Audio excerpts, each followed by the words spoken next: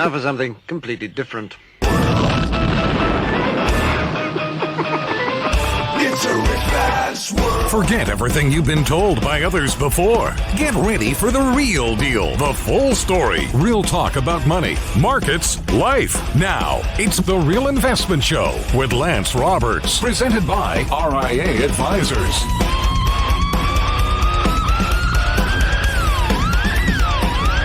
And good morning and welcome to the show. This morning I'm your host, Lance Roberts. It is, of course, Monday, the week before election. Here we go. What are you laughing about this morning? Behind the scenes. Well, you know, things get hectic a little. Every now and then, things can get a little bit hectic behind the scenes. Not everything works technology like it's supposed to, so. Despite our best preparations. Exactly. They kind of slide across the finish line. Just get it right before everything pops up. There you go.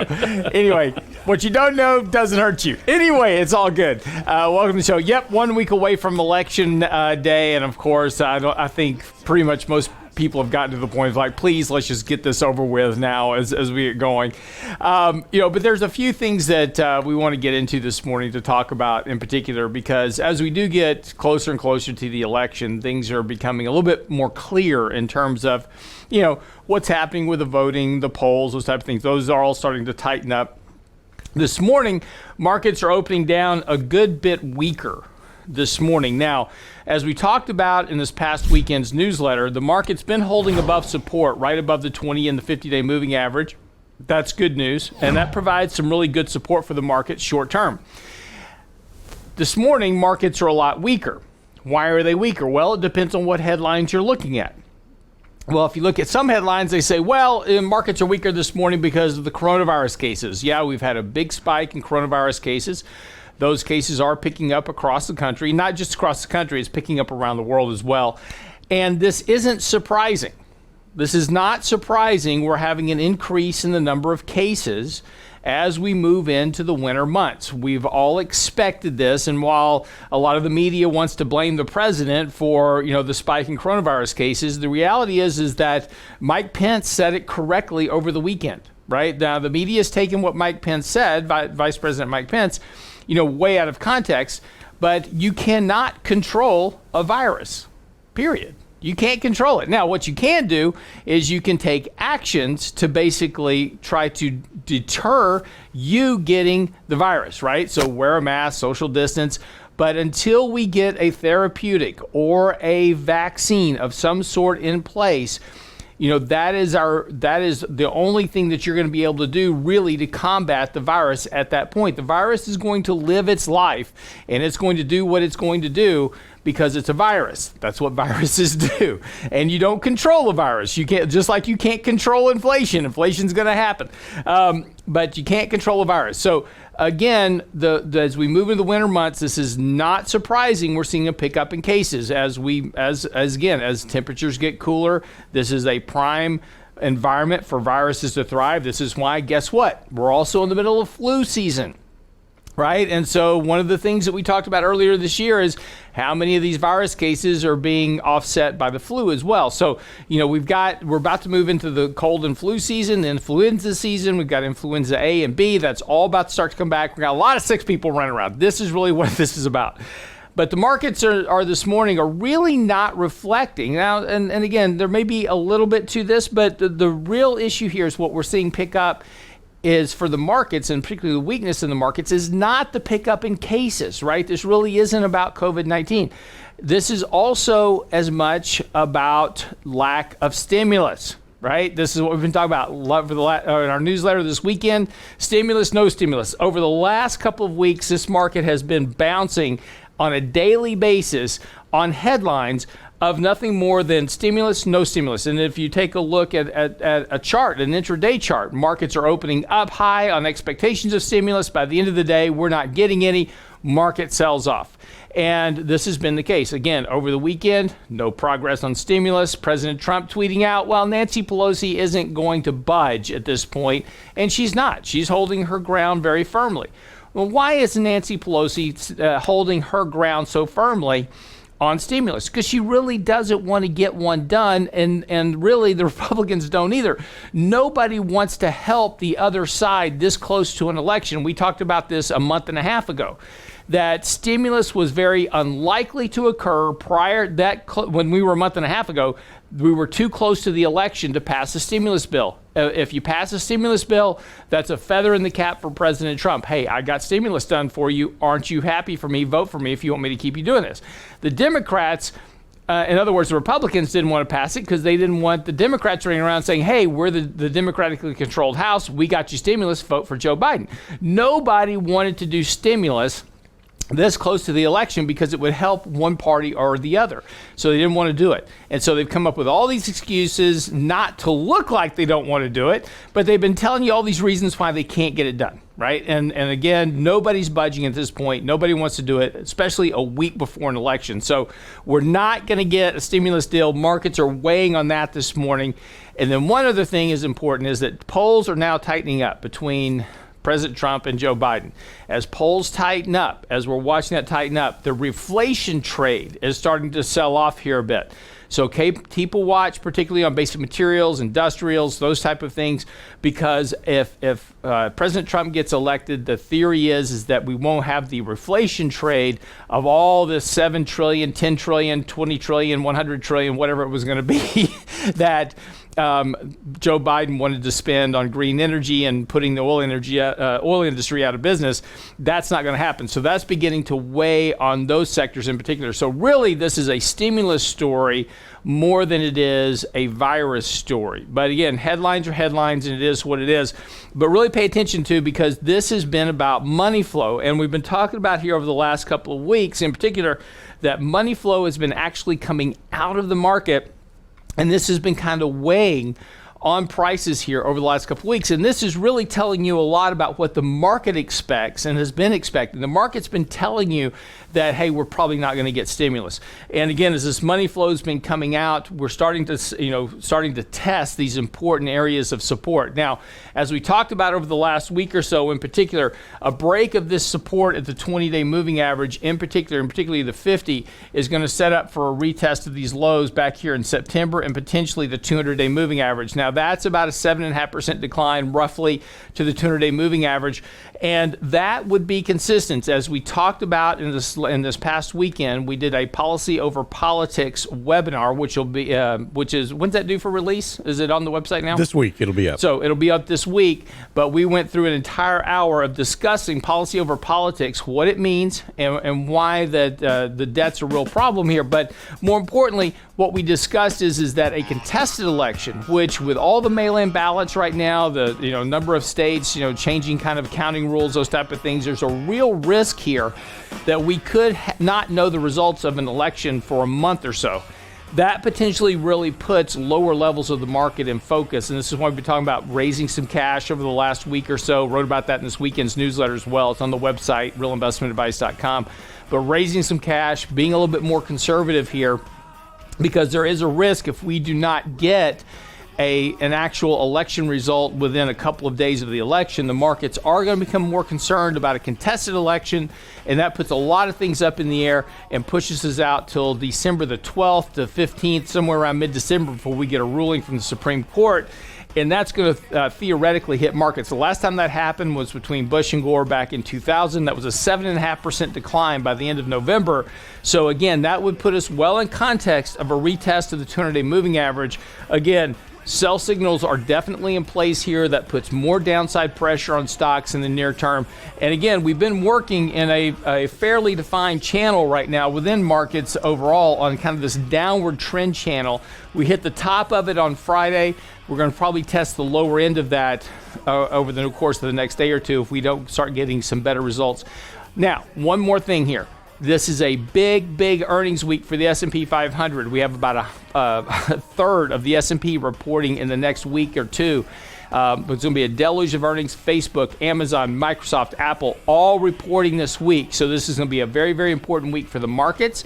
And again, disappointment on earnings could certainly weigh on prices as well. The one good thing is that we have lowered estimates so much that companies are beating. And Brent will tell you, We said this before earnings season that we'd have an 80% beat rate for this quarter because we lowered estimates so much. And guess what? We have about an 85% beat rate of earnings right now, companies beating earnings. But here's the important point to note. The 2021 estimates since over the last 15 days, the 2021 estimates have been lowered from $142 a share to $135. What that's telling you is that you're way overpaying for stocks because earnings are still dropping very markedly, as we said they would over the last couple of quarters. We've been talking about how these estimates are too high. They had to come down. It's now happening in earnest as the reality of a weaker economic environment and weaker earnings environment continues to come to fruition. So pay attention to what you're paying for earnings. Pay attention to what you're paying because the risk you're taking here and the valuations are exceedingly high. So make sure you manage the risk in your portfolio. Okay, quick break, come back. Lots of stuff to get into this morning. Don't go away. RealInvestmentAdvice.com. Be right back.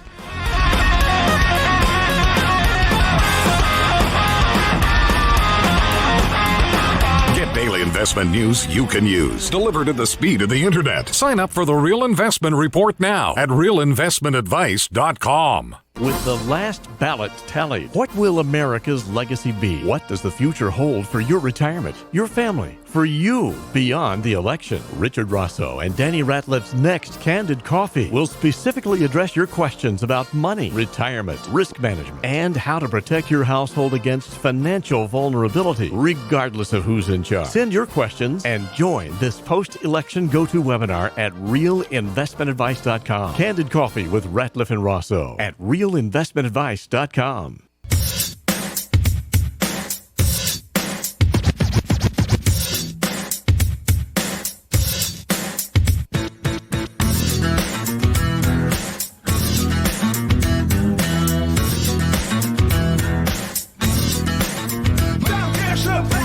And welcome back to the show this morning. It is, of course, 6:20 as we get this Monday edition underway. Busy weekend.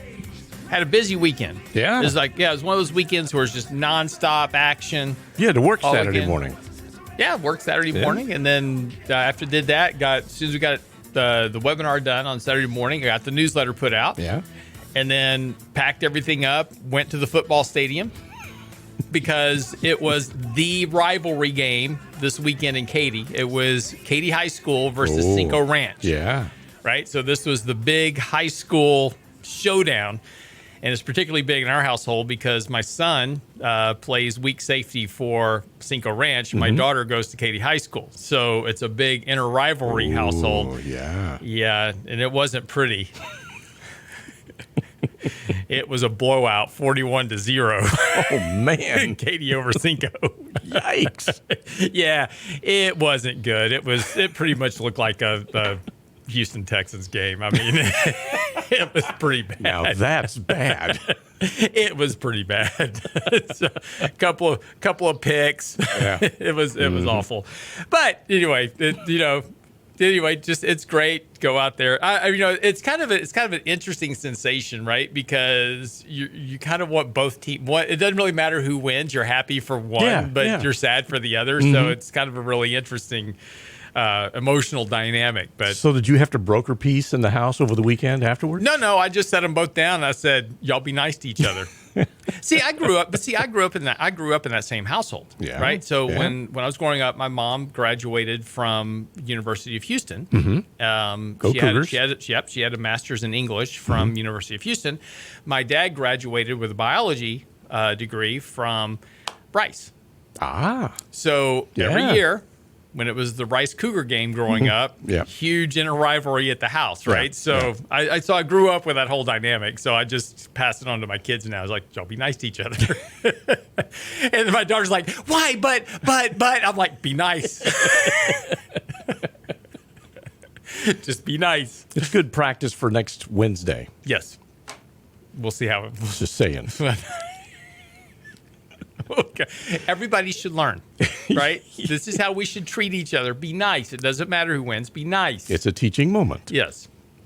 So anyway, and then Danny Ratliff's birthday was on Sunday. Oh, yes. And Yeah. congratulations, happy birthday. Actual birthday is today. Correct. But we celebrated it yesterday. Yeah. So went to, and of course, he lives about 9,000 miles from my house. So Another time zone.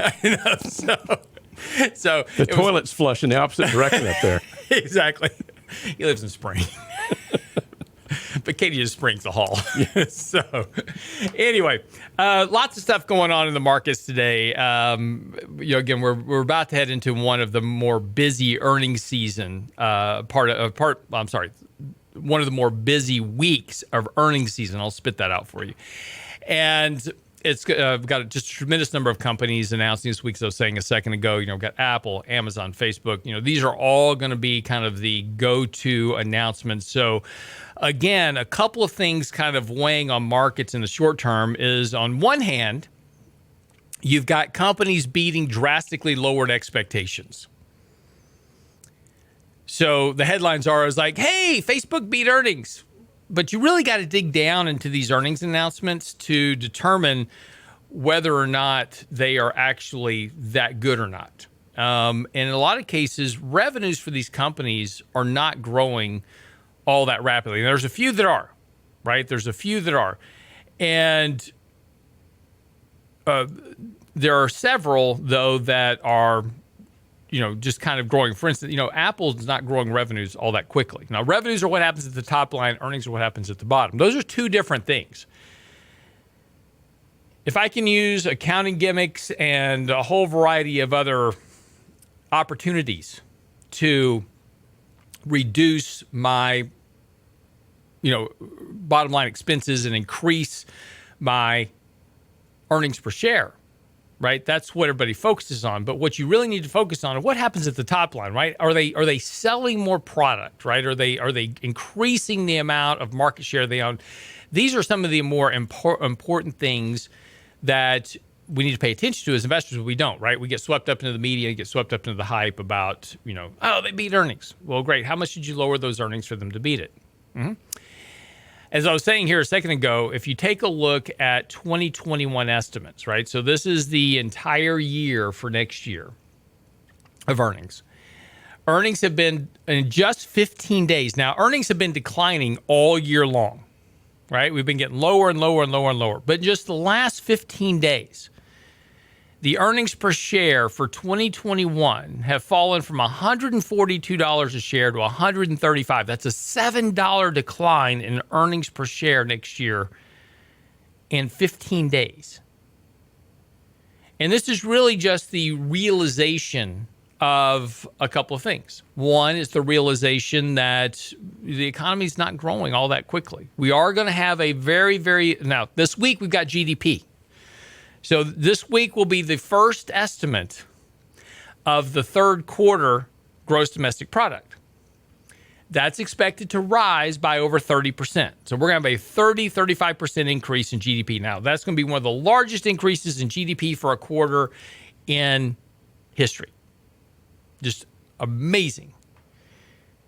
But again, you've got to realize where you're coming from. See, percentages are always very deceiving, because percentages coming off a low number are much bigger than when they're coming off a high number, right? So if I go from 100 to 0, and if I go from 0 to 1, I have a 100% increase, right? So it's very deceiving. I'm 99 points away from where I was previously, but hey, I've had a huge increase from where I was. Now, I'm not saying the economy was 0, but you're getting my point about how percentages work.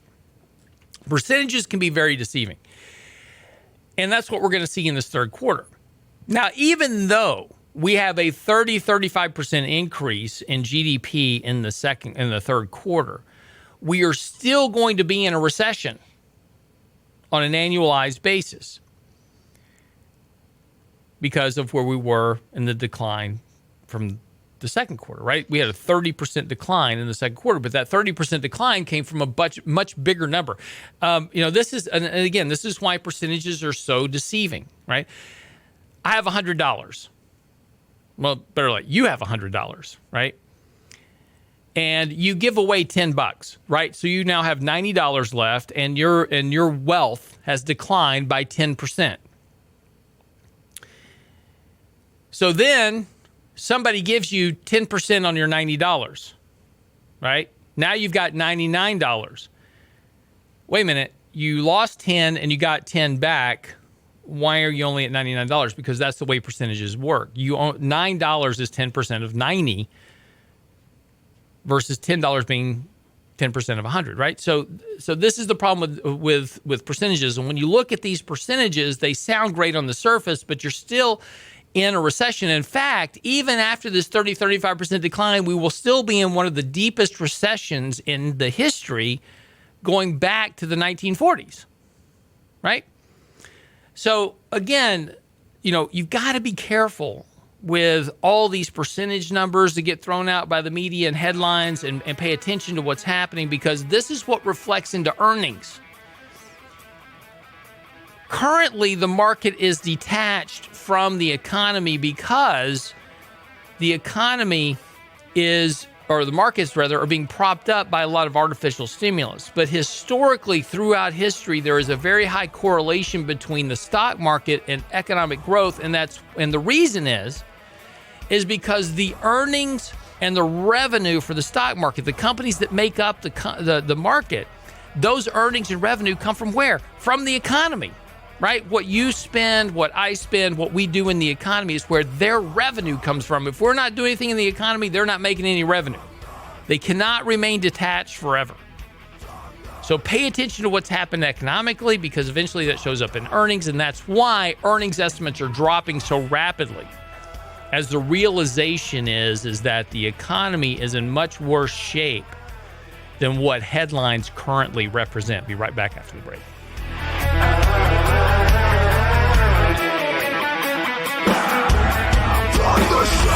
Real Investment Show podcasts are now available on iTunes. Listen anyplace, anytime at iTunes.com.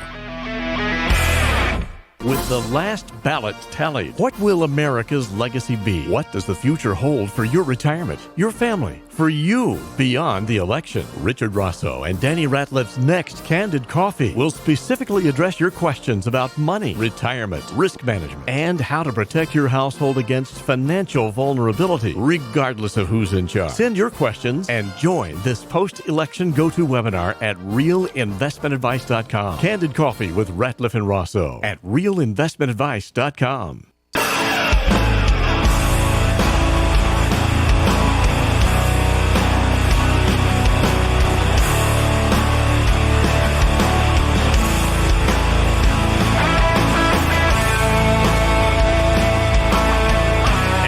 Back to the show this morning. I'm your host, Lance Roberts. There's a couple of things about financial markets that are very predictable over time, and that is watching things like speculation, leverage, these type of things.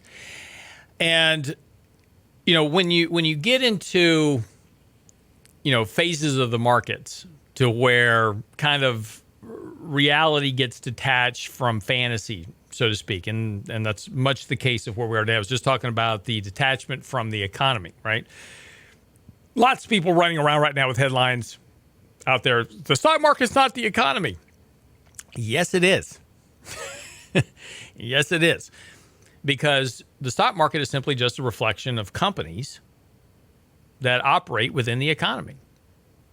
And just momentarily put these two things together. If you don't spend any money, right? Let's just say everybody in America decides they're no longer going to buy an Apple iPhone or an Apple product. And we're all going to buy the Brent phone, right? What happens to Apple's earnings? And if that happens to Apple's earnings, what happens to their stock price? So to say something as silly as the stock market is not the economy tells you that whatever you're reading, if anything that you read starts out with that sentence, just put it down, because that is absolutely ridiculous. Because the companies that make up the economy are represented by the price of their shares in the index. Now, can that index become detached from the underlying reality? Absolutely. And this is what we're seeing going on right now because of Federal Reserve stimulus and because of belief that there's going to be more stimulus and these type of things. People are running up stock prices. Okay? But those, when you get these detachments within the economy and within the markets, well, that has historically been a case where you want to be a lot more cautious with your investing. You know, a lot of people that are investing in the markets today have never actually been through a bear market. There's been a whole generation of investors that came into the market post 2009. So all they've done is seen a bull market that goes up. So they have this undying belief that stock markets can only go up, right? Completely makes sense. If you've been around this game for a long time, like I have, you know, we saw the same type of attitude in 2006 and 7 as the belief is that, well, real estate only goes up. You can't lose money in real estate. In the late 1990s, it was stocks can only go up, right? There is, you know, .com's the new thing. It's a whole new, this time is different because of the .com craze. Stocks can only go up. And we know how those ended, right? It doesn't take much to go back and look at it. And in each one of those cases, there was a similar belief that this time was different for A, B, or C reasons, right? It's the Fed, it's low interest rates, it's this, it's that, it's the other thing, right? And it's interesting because in each one of those phases, we saw the same type of behavior out of individuals. You know, in 2006 and 2007, you know, we had our good friend David Zagari, who was with one of the largest mortgage companies in the country, would come onto the radio show, and we would talk about the number of people that were quitting their jobs as lawyers and doctors and professors to become real estate agents or mortgage brokers. Right? Because people were just printing money hand over fist. What could go wrong? Right? And well, we found out what goes wrong. In the late 1990s, we saw people quitting their jobs, doctors and lawyers, et cetera, to go be day traders. Because why not? Market was printing money. It was easy. Right? We know how that ended. It's interesting because the Wall Street Journal has an article out over the weekend.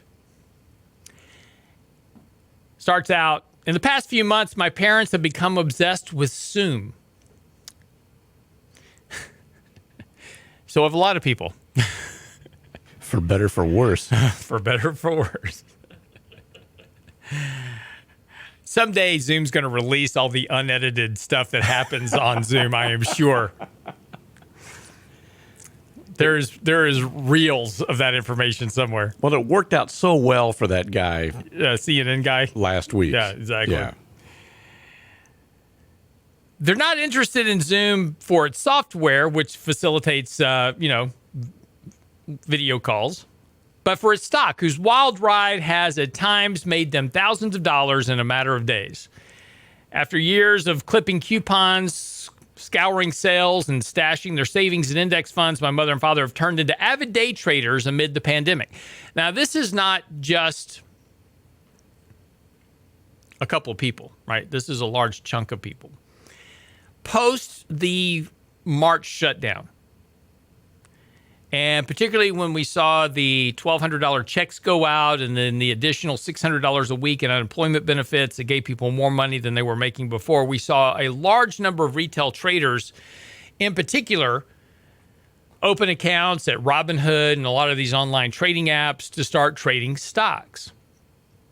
And, you know, there were several comments from people where there was a couple of tweets coming out where, you know, a father says his 10-year-old son can't find any friends to play Fortnite with because they're all day trading stocks now. And he's 10. And this is not uncommon, right? We've seen a lot of this. And a lot of this speculative greed kind of come into place. Margin debt as a function has now returned back to all-time highs, where we saw it back in February of this year, just before the crash. Leverage of long short funds is now at all-time highs. Last time it was at these levels. Actually, it's higher now than it was previously, but that was in 2018, right before the 20% decline into December. While people assume that professional investors are smarter than the average bear, they're really not. They do the same thing that everybody else does. They chase momentum. And eventually that's going to bite you in the butt. It's just a function of time. And when you do it on leverage, that bites a lot deeper than it would be otherwise, because that leverage unwinds, it unwinds very quickly. As the Wall Street Journal goes on to state, the ranks of amateur day traders have swollen this year, helping to create a record number of new accounts at brokerages like Charles Schwab and TD Ameritrade, which are the same company. Charles Schwab bought TD Ameritrade, if you didn't get the joke. By some estimates, such small-scale speculators now account for as much as a quarter, 25% of overall trading activity. Now, we talked about this before. A little quick side note about free trading. We talked about this before. So I'm in the process of opening up a new relationship for our firm with Interactive Brokers so that you can have another custodian that we manage money with. And they have relationships with other data providers in which they share order flow. Now here's the issue with free trading, right? Particularly like with Robinhood, right? Oh, I'm getting free trades at Robinhood. No, you're not. They take your order.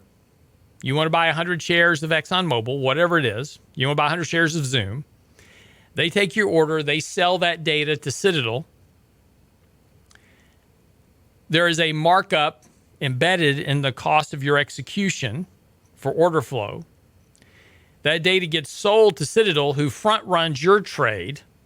They either go long against you or short against you, depending on what you're doing, before your trade is executed. Now, this happens in nanoseconds, right? But it's costing you money because of the sale of your data and the sale of your trade. Free is not free. We've talked about this before. It's costing you money, and it may be actually costing you more money.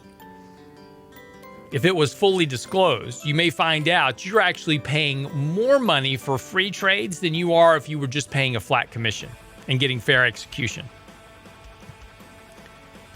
There is nothing free in this world. There is no free lunch. There is no free opportunities. There is nothing for free. Somebody's making money from you somewhere. It's just a question of how much they're making and how fast they're making it.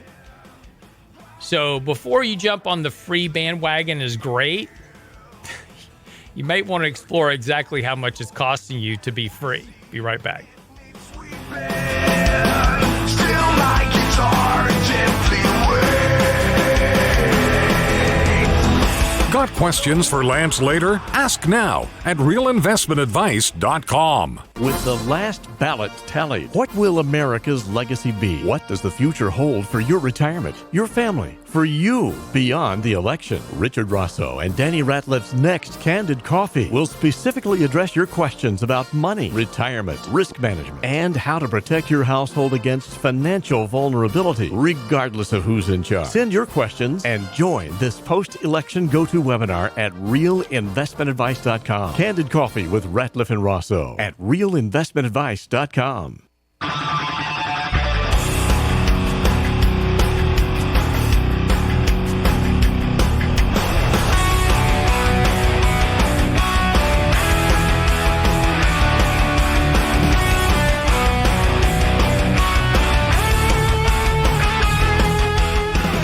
Welcome back to the show this morning, 6:47 as we get ready to wrap the show. I want to talk a little bit about polls and surveys here for a second. I'm not talking about just political polls. I'm talking about all polls. Because every week, every month, we get tons of surveys out for the economy, the markets, the manufacturing sector, political polls, that all kind of lean one way or the other, right? And when you actually take a look at the actual underlying data, the data sometimes is very different than what the survey says. And the problem with surveys are really twofold. One is, who are you surveying, right? So this is a big question, right? If I want to survey people who like this show, right, I only survey people that I know are like-minded. And so if I do that, then I get the answers that I want, right? This show has the best ratings of any show on the planet, right? Because we only surveyed a certain group of people. So it's very important to make sure that your survey is inclusive of a variety of opinions. Now, the other way to survey is to tailor your questions to get certain responses. We see this a lot in political polls, right? Is how the questions are tailored. Now, but when you get to confidence surveys, example, how do you feel about the economy? How do you feel about your business? How do you feel about these things, right? So these are emotional surveys. I feel pretty good right now. But it's also about what people also psychologically, how they think you want them to answer. Now, this is a key thing.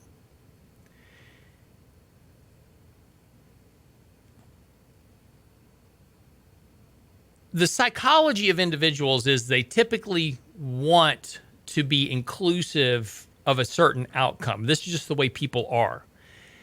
And psychology-wise, we want to be accepted, and we want to be included, and we want to be part of the eventual outcome. So if I get a survey about my confidence in things, I typically am going to answer in a way that I think other people want me to answer. It's just, and you may not even consciously know you're doing it, but this is what happens.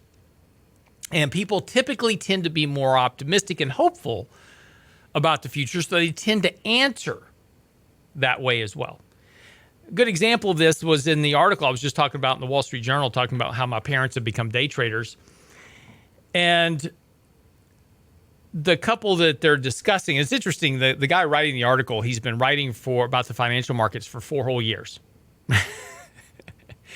So, he's got a depth of experience to be writing about the financial markets. But, this has nothing to do with that. I mean, he's talking with his parents, and his parents are now kind of day trading the markets, and he's just writing a story about that. But he makes an interesting comment about surveys towards the end of the article. He says, that's not to say they don't have doubts about the resilience of the market. One afternoon, my mom and I found an envelope in the mail with the Nielsen Consumer Confidence Survey and $2 bills attached. The cash was enough incentive for my mom to start filling it out, ticking a box that indicated the business environment in our Iowa town was as good as it was before the pandemic. Now think about that statement for a second. She ticked a box that says the business environment in Iowa was as good as it was before the pandemic. Now, I will tell you something. This weekend, my wife and I were driving around. Friday night, my wife had been traveling all week, right? She got a new job. She's very excited. And she now goes out to pot farms, marijuana farms. Yeah. She sells LNG, liquefied natural gas. Marijuana farms are big consumers of LNG. Also, she goes out to oil rigs and production plants, et cetera. So, she's got her overalls and her steel-toed boots and her, she's the only blonde walking out with a hard hat and steel-toed boots on on these oil rigs. These guys have been out there on 7-day shifts, haven't seen a female in a month, right? So she gets lots of attention. But, she goes out there and she talks to people. So she comes home, and so Friday night we go out to eat, right, here in Houston. First restaurant we go to, there's a waiting line outside the restaurant to get in. We don't want to wait because we're old, so we go to the next restaurant. Next restaurant we go to, waiting line outside. Parking lot's full. Next restaurant we go to, parking lot's full, line outside the store. Now, if you ask me, how's the economy, and Brent will tell you, we drive in early in the morning, traffic's back in Houston, right? Now, if you ask me, how's the business environment in Houston? How's the economy in Houston? I'm going to say, looks pretty good. Looks like things are really kind of getting back on track. But you go into the restaurant, half capacity. Why? Because you can only sit at every other table. So is it really back to where it was? It's definitely picking up, but it's certainly not back to where it was pre-pandemic. Traffic's more busy on the highways, but it's not back to where it was pre-pandemic. So back to the survey in the article. The mom checks the box that says, Iowa town, business environment, as good as it was before the pandemic. The son asks the mom, really? You think it's that case? She says, and this is the rationale. And this is the rationale that most people have when filling out surveys. They fill out surveys with the expectation that what they say will ultimately matter somewhere down the road, or they answer in a way that they feel like they will be included or accepted in their answer and not admonished for it. This is the problem with political polls. A lot of people don't want to answer polls because they're afraid of what the reaction might be if they answer one way or the other. I like Trump. Somebody, admonishes you for liking Trump. I like Biden. Somebody admonishes you for liking. So they just don't answer, right? Or they answer in the way that they think the pollster wants them to answer. So you're not getting the real result. Her rationale, now back to the Wall Street Journal article, her rationale for saying that the business environment in Iowa was as good as it was before the pandemic was simple. More optimistic answers would bolster the financial markets and make stock prices go up. And we see this a lot. And again, this is just that survey, right? But we see these consumer confidence numbers come out, once a month. We see the manufacturing surveys come out. How do you feel about the business environment? Man, it's awesome. We're cranking out product, right? New orders are flying in. Well, two things here. One, activity has picked up. When you go from zero back in March to something, that's a big pickup in activity, right? Orders flying off the shelves now. But the survey compares how you felt now versus how you felt last month, and the survey rises as a percentage change of how you felt last month.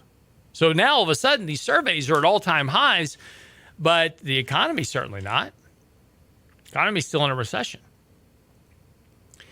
So eventually all these surveys are going to play catch up, right? So eventually the rate of change is going to go back to normal, and these surveys are going to decline, and we're going to get back to kind of where the data actually matters.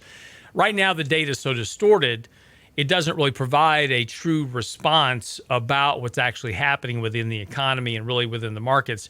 Everything seems to be very optimistic right now, which is fine. There's nothing wrong with that. I'm not saying there's anything wrong with it.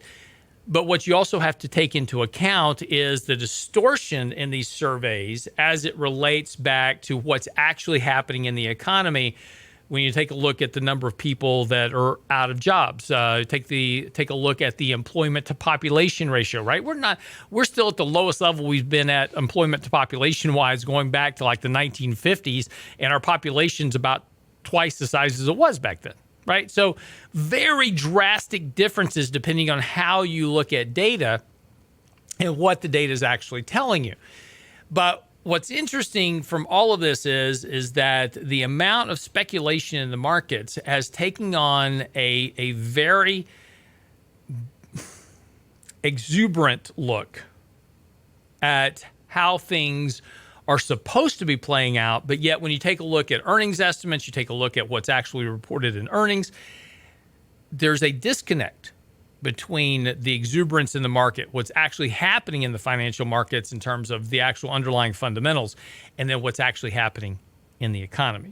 And this is a point that we touched on in this weekend's newsletter as well, and we made a comment in the newsletter this weekend talking about the historical correlation between the markets and the economy. And there's historically a fairly high correlation between the two, except for now, right? This is the first time in history we actually have a negative correlation between the stock market and the economy.